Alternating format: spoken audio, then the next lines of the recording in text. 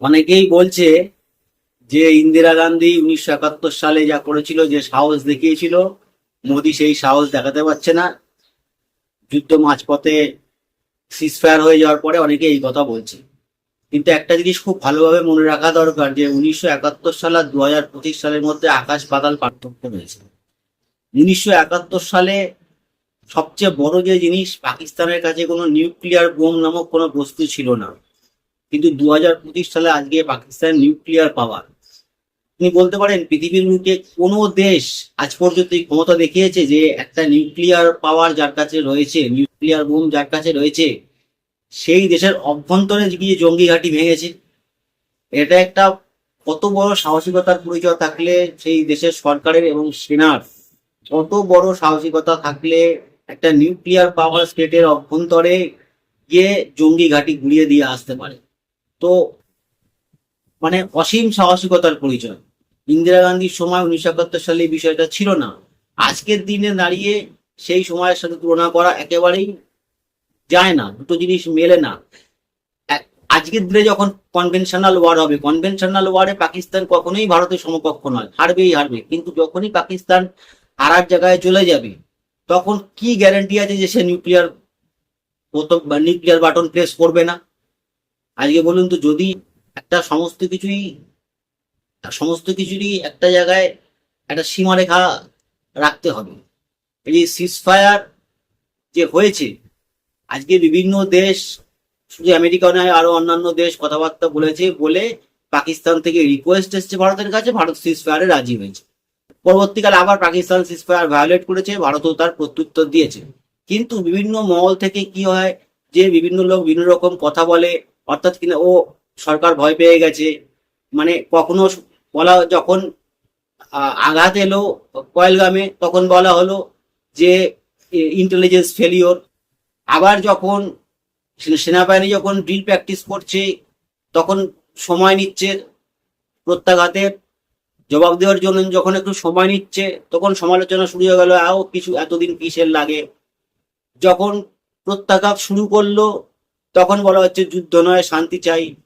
যখন সিজফায়ার হচ্ছে, তখন বলা হচ্ছে ইন্দিরা গান্ধীর হলে একটা যেরকম করেছিল বাংলাদেশকে আলাদা করে দিয়েছিল। তো কোনোটার সাথেই কোনো কিছুর মিল নেই। মানে সবসময়ই তাদের দেখা যাচ্ছে যে এ সরকারের বা সমালোচনা করা, কিন্তু এটা কোনো, বুঝতে হবে যে একটা একটা ক্রাইসিস সময়, এখানে কিন্তু যুদ্ধ এটা কোনো দেশের ব্যাপার। এখানে কাউকে প্রভোগ করা, কাউকে মানে উস্কানি দিয়ে এ করা, এটা কিন্তু সঠিক নয়। আজকের দিনে দাঁড়িয়ে যুদ্ধ একটা কোনো ছোটখাটো বিষয় নয়। পাকিস্তানকে ভারত যুদ্ধে হারিয়ে দেবেই, কিন্তু পাকিস্তানের কাছে আজকে একটা নিউক্লিয়ার পাওয়ার আছে। যদি সে যখন দেখে যে আমি হেরে যাচ্ছি, এন্ড মোমেন্টে সে যদি একটা নিউক্লিয়ার বাটন প্রেস করে দেয়, তখন কি হবে? তো কোনো ছেলে খেলার বিষয় না। পাকিস্তানের কাছে হারানোর মতন কিছু নেই। পাকিস্তান একটা একটা ফেল স্টেট, পাকিস্তানের কোনো উন্নয়ন নেই, সব জায়গায় বিশৃঙ্খলা। ভারতবর্ষ আজকে একটা একটা সবচেয়ে দ্রুত হারে বৃদ্ধির অর্থনীতি পৃথিবীর বুকে।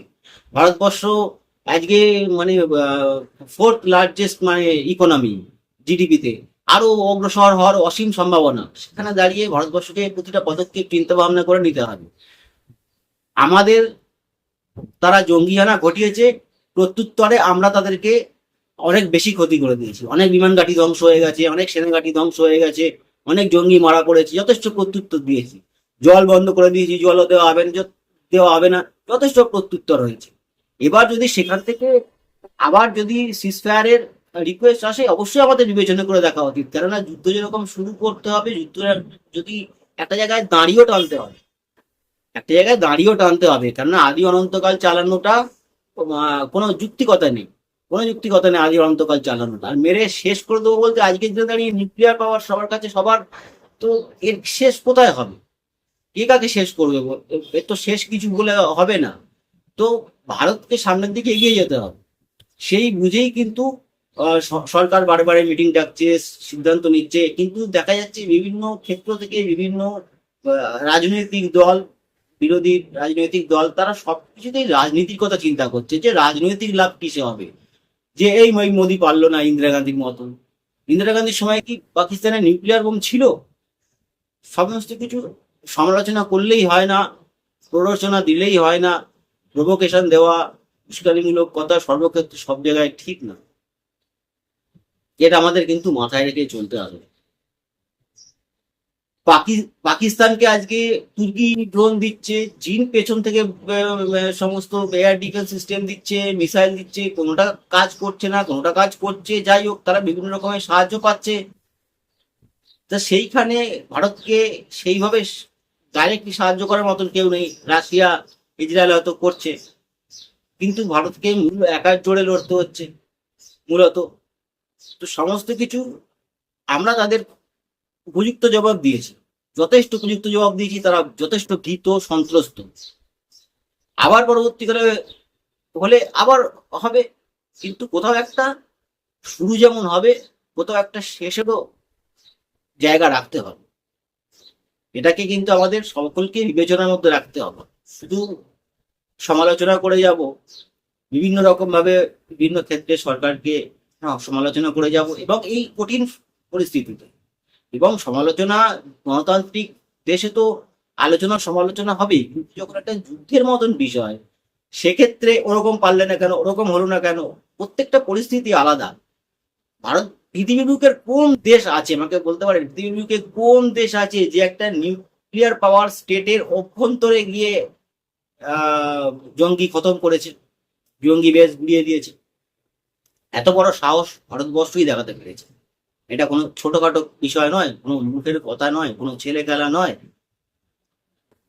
ভারতবর্ষকে এখন প্রযুক্তির দিক থেকে আরো দেখতে হবে, যে যাতে এই যে জঙ্গি হানা করছে, তারা যেভাবে পরস্পরের সাথে যোগাযোগ রাখে, যে সমস্ত ডিভাইস ইউজ করে, যেভাবে তারা সোশ্যাল মিডিয়া ইউজ করে পারস্পরিক যোগাযোগ রাখে, এবং তারা জঙ্গি হানার পরিকল্পনা করে, এই ব্যাপারগুলো ধরার জন্য সেরকম ইন্টেলিজেন্স, সেরকম টেকনোলজি, যাতে তাদের ডিভাইসকে ট্র্যাক করা যায়, যাতে তাদের অ্যাকাউন্ট, বিভিন্ন সোশ্যাল মিডিয়া অ্যাকাউন্টকে ট্র্যাক করা যায়, এইগুলো দিকে ভারতবর্ষকে নজর দিতে হবে। এবং যাতে ভবিষ্যতে এই ঘটনাগুলো ঘটার আগেই কোনো জানতে পারা যায়, বা ঘটে যাওয়ার সাথে সাথে যারা ঘটালো তাদেরকে হয় ধরে নেওয়া যায়।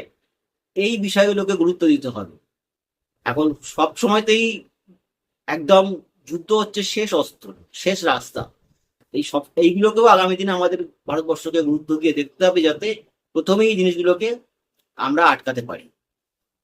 আর আমি এটাও আবারও বলছি যে ভারতবর্ষ যা করেছে, যা পদক্ষেপ নিয়েছে, পৃথিবীর খুব কম দেশের সাহস আছে এই ধরনের পদক্ষেপ নেওয়ার। এবং তাদের যা ড্যামেজ আমরা করেছি, যথেষ্ট, আমাদের থেকে 10 গুণ বেশি ড্যামেজ করেছে। তাদের দিক থেকে যদি এবার কোনোরকম, আবার একবার তারা সিজফায়ার ভায়োলেশন করেছে, কিন্তু আবার যদি কোনো প্রস্তাব আসে, অবশ্যই সরকারের বিবেচনা করে দেখা উচিত, এবং যুদ্ধ বিরতি বা সংঘর্ষ বিরতি ব্যাপারটা চিন্তা ভাবনা করা উচিত। হচ্ছে বিষয়, পাকিস্তানের মতন একটা বাজে, একটা মানে চূড়ান্ত বাজে দেশের সাথে, হ্যাঁ, তবে পাকিস্তানের যে সমস্ত মেজার গুলো নেওয়া হয়, যে জল বন্ধ, ভিসা বন্ধ, বাণিজ্য বন্ধ, এই সবগুলো কিন্তু সরকারও বলেছে এভাবেই থাকবে, আর সেভাবেই রাখা উচিত, ওদেরকে এভাবেই জব্দ করে রাখা উচিত। ভারতবর্ষ আগামী দিনে একটা বৃহৎ শক্তি হতে চলেছে, পাকিস্তান সেই তুলনায় কিছুই না। আমাদের সেই লক্ষ্যে এগিয়ে যেতে হবে, সরকারও সেই লক্ষ্যই এগিয়ে যাচ্ছে, এবং আমাদেরকে কিন্তু বিরোধী রাজনৈতিক দলকে সবাইকেই, মানে ক্ষুদ্র ভোটের স্বার্থে কিন্তু এই বড় বড় সংকটের সময় মানে বিরুদ্ধে সমালোচনা করার জন্য সমালোচনা, ভোটে জেতার জন্য কোনো একটা খুঁজে বার করার প্রচেষ্টা, এটাকে না করে সকলকে সংঘবদ্ধভাবে চলাটাই আমাদের সঠিক পথ হবে।